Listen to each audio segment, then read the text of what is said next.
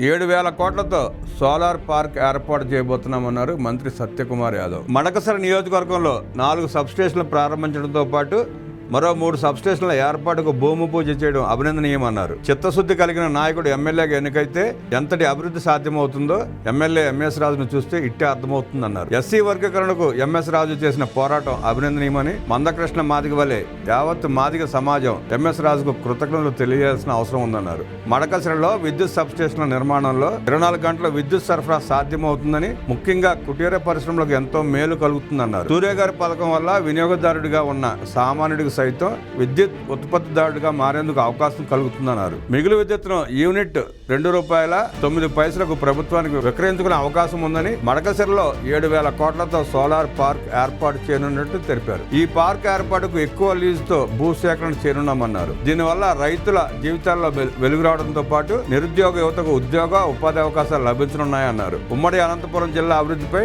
CM Chandrababu Naidu ప్రత్యేక శ్రద్ధ చూపుతున్నారని, Jal Jeevan machine ద్వారా ప్రతి ఇంటికి కుళాయి ద్వారా తాగునీరు ఇవ్వనున్నట్లు ఈ సందర్భంగా తెలిపారు. అర్హులైన పేదలందరికీ ఇల్లు అందజేయాలని సీఎం చంద్రబాబు నాయుడు నిర్ణయించారన్నారు.